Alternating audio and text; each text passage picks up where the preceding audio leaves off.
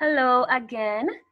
I wanted to look at another common thing that comes on our English language exam for CSEC, English language, or English A, on our multiple choice.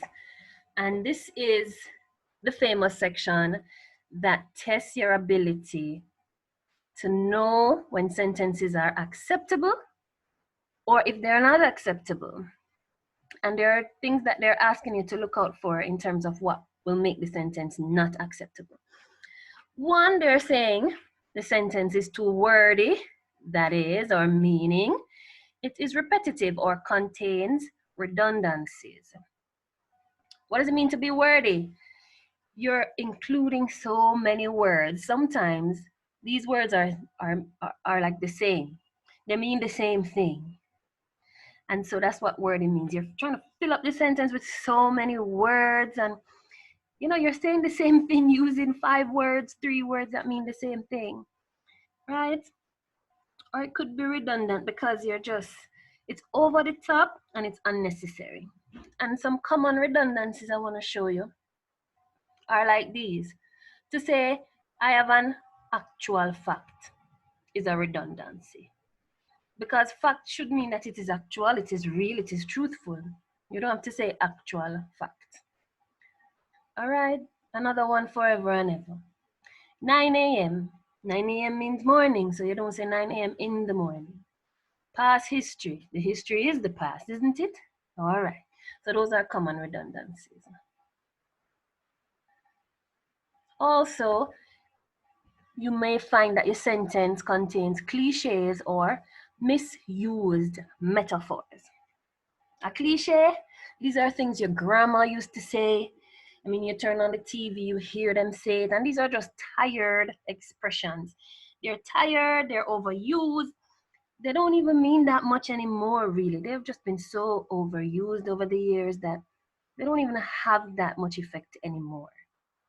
Metaphors, this is when we figuratively or symbolically say that one thing is something else.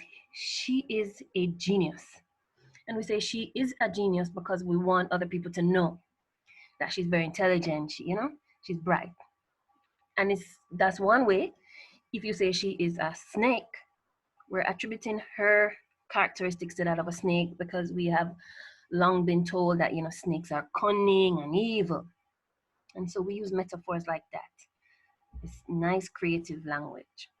But metaphors can be misused, and that's what we're looking for. If when you see the metaphor in your sentence, and you will find too that sometimes they combine even 2 or 3 of them. They just do not make sense together, or based on what your sentence is trying to communicate, the metaphor just sounds off. It does not match at all. Then that would be your choice. Finally, you will have to see if your sentence is incorrect grammatically or faulty in diction. Diction means the word choice. Maybe there's a word that was used in a sentence and it just was not the correct or the best word to use. And grammatical errors, boy, these can be so wide. But a lot of these common grammatical errors comes down to your verb.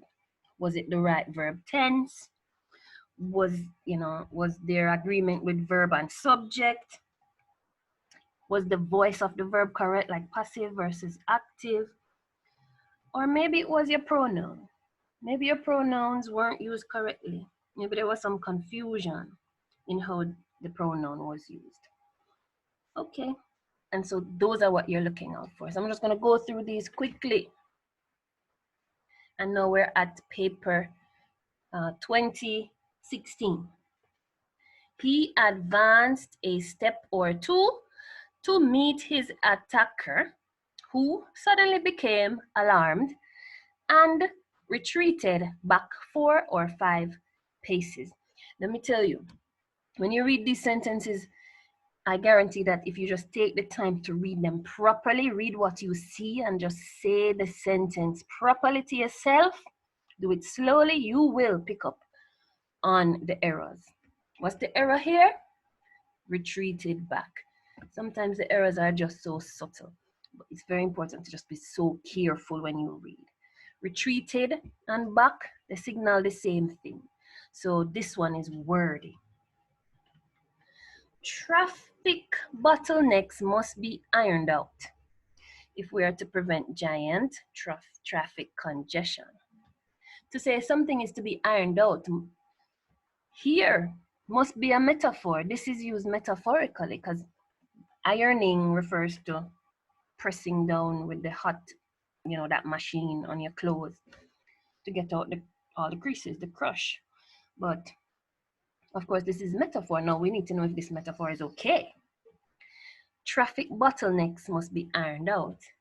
When you read it, it doesn't sound like there's anything wrong.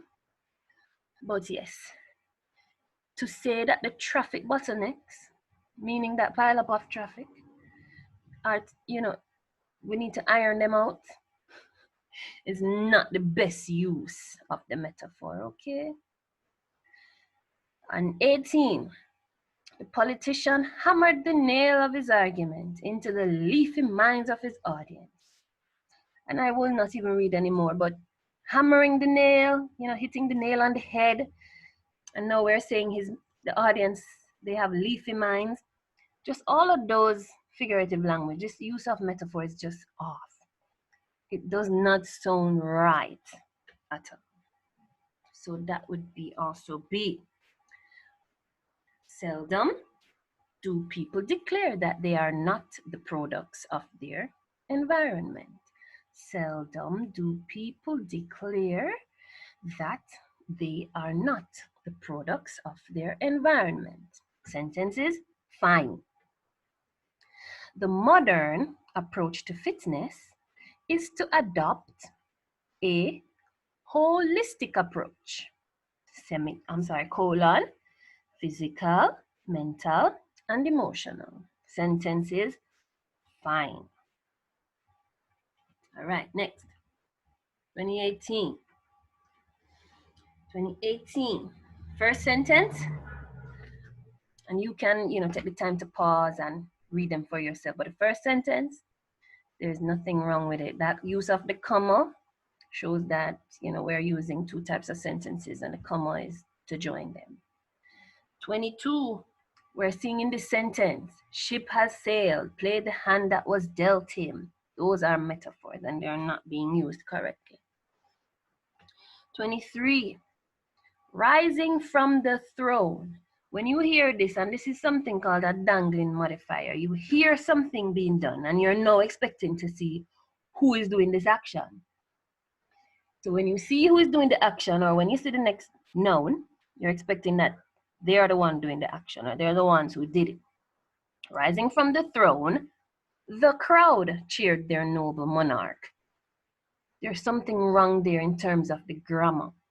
Rising from the throne, who was rising from the throne? It was not the crowd, it was the leader, the monarch. So that is wrong grammatically. 24, the moon shone brightly in the clear night sky. Its cool light a blessing after the searing heat of day. Nothing wrong with this sentence. 25. Let's just examine. And again, you can pause, you can read it for yourself. Boss asked him to hold his tongue. Empty vessels made the most noise and are often thrown in the den to be eaten by lions. That is just too extreme. These metaphors are not being used properly at all. So that's B. This should be 2020 June. Same principle. And some of these are actually repeats. So 16 is a repeat. 18 is a repeat. I believe 19 is a repeat and would have already given you those answers. 17. June 2020, number 17. No, it's 2014. I'm sorry. This is actually 2014 June. The Chernobyl accident gave a grim but timely reminder to our shrinking world that no nation can hope to isolate itself from the horrendous effects of a major nuclear disaster. There is nothing wrong with this sentence. It sounds wordy and it sounds but it's not wordy if it is that we don't have words clashing with each other. And every little piece of information that's being given is okay. The sentence is fine. 20.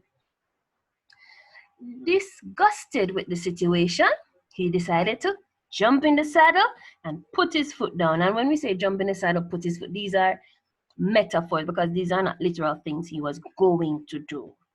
So it's metaphor, but was it used properly? No, not used properly at all. So B. Finally, 2020, and this is January, just the other day. You can already see that some of these are repeat. 10 is a repeat, the retreated back. 7 is a repeat where you're saying iron out the traffic bottlenecks. Iron out, not using the metaphor correctly. All right. Number 9 is actually fine. To clarify the situation, comma, I will write a new set of guidelines. Yes.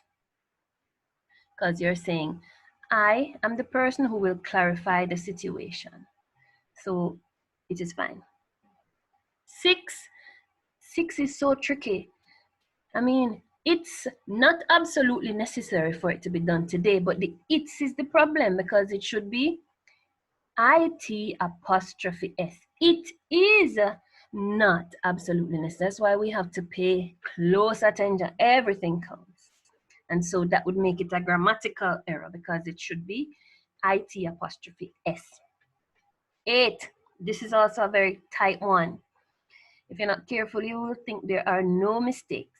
But the word complemented, it says the decorations chosen for the venue complemented the theme of the gathering. We use that all the time, but the complemented is spelled incorrectly. So it's the wrong word. So remember, it can be the grammar, it can be the word that makes the sentence incorrect. So complemented should be C-O-M-P-L-E. And that's that. I hope this video will help you. You have to be so careful. It's so important that you read the sentences slowly and carefully. If it reads well to you and it sounds like you're not hearing much of the same thing being said, or the verb sounds like it agrees with the subject, and the spellings of the words look like they're on point, then your sentence is fine. But always look at it carefully before trying to make a decision. This takes a lot of focus and concentration. All right, so I hope this will help. Thank you.